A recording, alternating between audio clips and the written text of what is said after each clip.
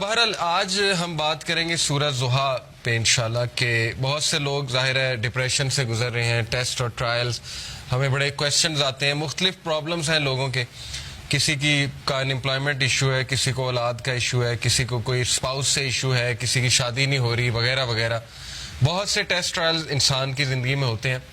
تو سورہ ضحیٰ میں سمجھتا ہوں کہ ڈپریشن کا علاج ہے۔ اس طرح کی ڈپریشن جو وقتی طور پہ آ جائے، شیطان کی طرف سے آ جائے، تو میں سمجھتا ہوں کہ ان لوگوں کو جو بہت مشکل وقت سے گزرے سورہ ضحیٰ پہ بہت زیادہ غور و فکر کرنا چاہیے۔ تو سورہ ضحیٰ سب سے پہلی بات مکہ میں ریویل ہوئی، اس کا تھوڑا سا بیک گراؤنڈ بتا دیتا ہوں، میں چاہوں گا آپ لوگ اس کو پڑھیں بھی تفسیر کے ساتھ۔ بیک گراؤنڈ اس کا یہ ہے کہ صحابی بلکہ امام احمد بن حنبل جو ہیں وہ روایت کرتے ہیں کہ اس کا بیک گراؤنڈ یہ ہے کہ رسول اللہ صلی اللہ علیہ وسلم he became ill so he did not stand for prayer for a night or two. Then a woman came and said, "Oh Muhammad, I think that your devil has finally left you." اللہ معاف کرے۔ یعنی اس طرح کے تلخ الفاظ رسول اللہ صلی اللہ علیہ وسلم کو سننے پڑتے تھے کہ رسول اللہ صلی اللہ علیہ وسلم ایک دن بیمار تھے رات کے لیے۔ یہ اب امام احمد بن حنبل نے ریکارڈ کیا ہے، تفسیر ابن کثیر سے میں کوٹ کر رہا ہوں۔ تو لیکن یہ کہ ایک خاتون آئی، اس نے کہا جی کہ لگتا ہے تمہارے شیطان نے تمہیں فورسیک کر دیا، نعوذ باللہ۔ یعنی اس کا ماننا یہ تھا نا کہ قرآن شیطان کی طرف سے شاید اور اسی نے فورسیک کر دیا۔ تو پھر اللہ نے یہ صورت ریویل کی۔ دوسرا بخاری، مسلم، ترمذی، نسائی، ان میں بھی یہ ریکارڈ کی گئی ہے حدیث، اور یہی ہے ان سب کا ویو کہ یہ اس موقع پہ ریویل ہوئی جب اللہ کے نبی صلی اللہ علیہ وسلم بہت غمگین تھے، اور اللہ کے نبی کو یہ لگ رہا تھا کہ یعنی لوگ کہہ رہے تھے نا کہ اللہ نے تمہیں فورسیک کر دیا، بلکہ یہاں تک کہ اللہ تم سے ہیٹ کرتا ہے، یہاں تک بھی ظاہر ہے کہ لوگوں نے کہا۔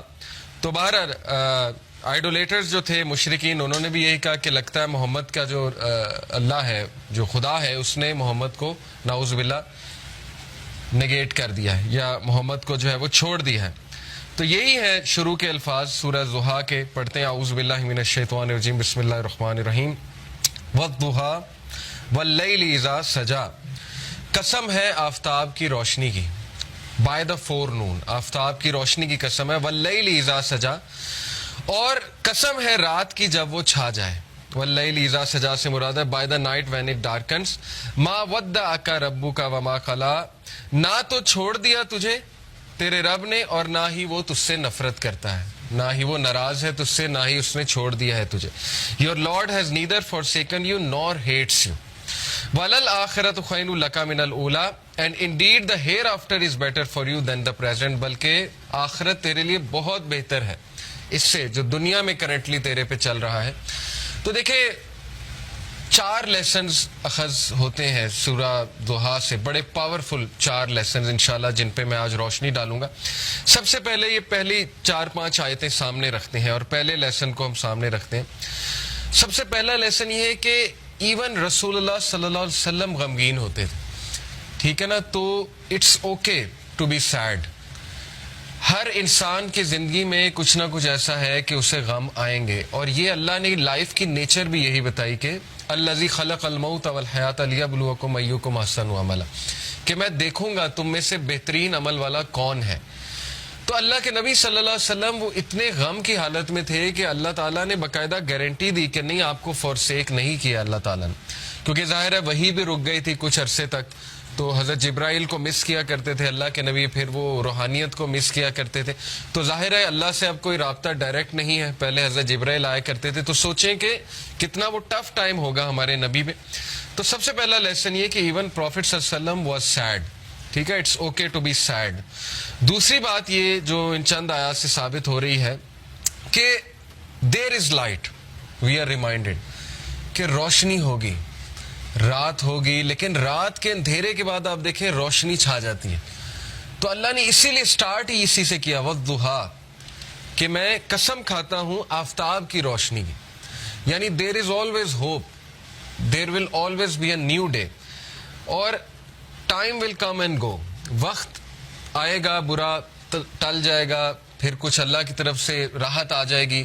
تو this is how things happen, life کی نیچر اللہ تعالیٰ بتا رہا ہے کہ یس اندھیرا بھی چھا جاتا ہے اور وہ پورا کا پورا چھا جاتا ہے، لیکن کبھی بھی اندھیرا پورا کا پورا نہیں رہتا ہے۔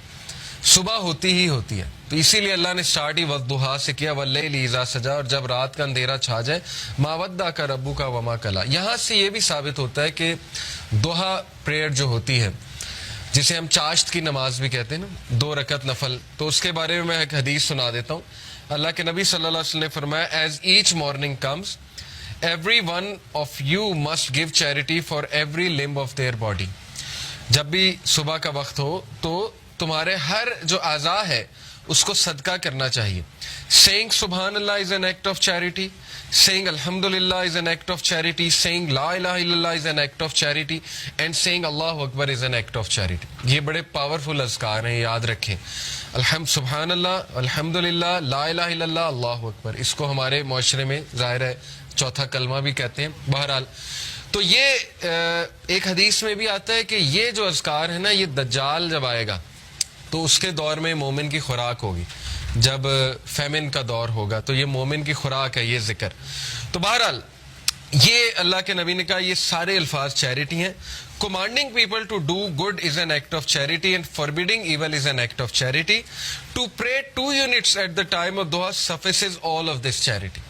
اللہ کے نبی نے کہا جو بھی 2 رکعت چاش کی نماز پڑھ لیتا ہے وہ ان ساری چیریٹیز کو اوور کم کر لیتے، یعنی اس کی وہ اس دن کی چیریٹی ہو جاتی ہے۔ یہ جتنی بھی چیریٹیز اللہ کے نبی نے بتائیں، تو یہ ہے چاش کی نماز کا جو ریوارڈ۔ چاش کی نماز جو ہے وہ سورج جب رائز ہو جاتا ہے تو اس سے لے کر ظہر کی نماز سے تھوڑا سا پہلے تک، آپ کہہ لیں آج کل 11 بجے تک پڑھ سکتے ہیں، 11 سوا 11 تک غالباً، یا اس سے تھوڑا سا پہلے۔ آپ نے دیکھا ہوگا تبلیغی جماعت لے جاتی تو وہ یہ عادت ڈالتی۔ ابابیل کی نماز بھی آپ نے سنا ہوگا، چاش کی نماز، دوحہ کی نماز، یہ ساری۔ ہم بات کر رہے تھے لیسنز کی، تو لیسن یہ چند آیات سے یہ نکلا کہ ہر اندھیری رات کے بعد روشنی آنی ہے، کبھی بھی سچویشن سیم نہیں رہتی، تو مومن کو کبھی بھی ہوپ لیس نہیں ہونا چاہیے کسی بھی سچویشن کے بارے میں۔ ہوپ ہی ایک ایسی چیز ہے نا جو انسان کو زندہ رکھتی ہے، ہوپ ہی ایک ایسی چیز ہے جو انسان کو ہیلدی رکھتی ہے۔ تو اللہ تعالیٰ ہوپ دلا رہا ہے، یہ اللہ کے الفاظ ہیں، یہ کسی انسان کے الفاظ نہیں ہیں کہ اللہ تجھے نہیں چھوڑ سکتا، نہ اللہ تجھ سے ہیٹڈ کرتا ہے۔ بس یہ اللہ کے کچھ طریقے ہوتے ہیں انسان کو ٹیسٹ کرنے کے لیے، انسان کو کچھ سکھانے کے لیے۔ اور پھر اللہ نے وعدہ کیا وَلَلْآخِرَةُ خَيْرٌ لَكَ مِنَ الْأُولَىٰ، کہ اے نبی یہ دنیا تو ہے ہی آپ کے لیے بہت بہتر، لیکن یہ کہ آخرت اس سے بھی بہتر ہوگی آپ کے لیے۔ تو اس دنیا کے جو غم ہیں، اس دنیا میں جو ٹیسٹ اینڈ ٹرائلز ہیں، وہ کہیں آپ لوگوں کو اس غم میں نہ ڈال دیں کہ میری زندگی میں اتنے پرابلمز کیوں ہیں، کیونکہ یہ دنیا کی زندگی تو ہے ہی بہت ٹیمپرری۔ اصل میں آخرت کی زندگی ہے، وہاں پہ آپ کا ریوارڈ جمع ہو رہا ہے۔ اور پتہ نہیں اللہ کے نبی کو تو اللہ نے کتنا دینا ہے۔ دیکھیں انا اعطیناک کل کوثر، جب یہ صورت نازل ہوئی تھی تو اللہ کے نبی بہت خوش تھے، اور صحابہ نے خوشی کی وجہ پوچھی تو اللہ کے نبی صلی اللہ علیہ وسلم نے کہا کہ اللہ تعالیٰ نے مجھے آج بہت بڑی خوشخبری سنائی کہ اللہ نے مجھے الکوثر دینا، اور اس سے میں اپنے امتیوں کو پانی بھی پلاؤں گا۔ تو یہ بہت بڑا سٹیٹس ہے، اور مقام محمود آپ کی سوچ ہے وہ کتنا بڑا سٹیٹس ہے اللہ کے ہاں، کہ نبی صلی اللہ علیہ وسلم جو ہے وہ کتنا قریب ہوں گے اللہ تعالیٰ کے جنت الفردوس میں۔ تو اس لیے مومن کے لیے دیر از آلویز ہوپ۔ اگر زندگی میں کوئی کمی رہ جاتی ہے، کچھ مل جاتا ہے، کچھ نہیں مل جاتا ہے، تو مومن کبھی بھی ہوپ لیس نہ ہو۔